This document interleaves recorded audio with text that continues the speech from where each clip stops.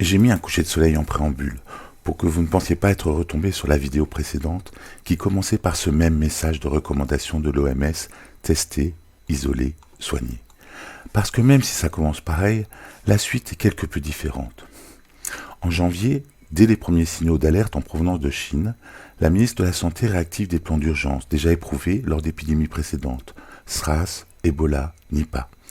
Tous les hôpitaux sont placés en état d'alerte et tous les personnels de santé sont prêts à intervenir. Aussi, lorsque fin janvier les 3 premiers malades en provenance de Wuhan sont identifiés, ils peuvent immédiatement être isolés et traités, tandis qu'une véritable cohorte d'enquêteurs, policiers, mais surtout soignants et travailleurs sociaux, réussit à retrouver environ 3000 personnes potentiellement contaminées. Tester, isoler, soigner. Tout au long de l'épidémie, le plan sera appliqué à la lettre, sous la conduite vigilante de la ministre et de ses équipes, et tous les moyens seront mis en œuvre pour y faire face.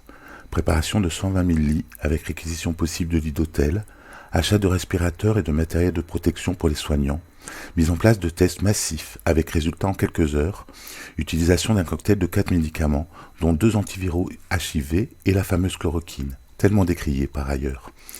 Un plan appuyé sur une grande campagne d'information, de sensibilisation et de mobilisation. Break the chain, briser la chaîne, relayé par les médias locaux, impliqués dans la diffusion d'une information vérifiée. Jusqu'à 170 000 personnes ont été ainsi placées en quarantaine, tout en bénéficiant d'une réelle prise en charge alimentaire. 150 000 migrants, bloqués par le verrouillage du pays, ont eux aussi été hébergés. Des milliers de personnes ont été ravitaillées par une armée de travailleurs sociaux, de personnels des ONG ou de bénévoles. Une aide financière et des microcrédits ont été proposés aux familles les plus pauvres. Une prise en charge des personnes les plus âgées a été mise en place. Une assistance téléphonique a même été ouverte pour faire face aux problèmes psychologiques générés par cette période particulière. À l'heure qu'il est, l'État ne dénombre que 4 morts de la maladie pour une population de 36 millions d'habitants. Moins prolixe sur les réseaux sociaux que le nôtre, la ministre de la Santé, Keke Shailaja, est devenue plus qu'une personnalité politique préférée. Elle est aussi célèbre qu'une rockstar auprès des habitants qui l'ont surnommée la tueuse de coronavirus. Ce n'est pas un conte de fées, et vous pouvez aller lire ici ou là le récit du plan de lutte contre la pandémie au Kerala, cet état du sud de l'Inde. Avec le déverrouillage progressif du pays, une nouvelle vague épidémique pourrait toucher l'État, avec le retour de milliers de travailleurs expatriés dans les pays du Golfe.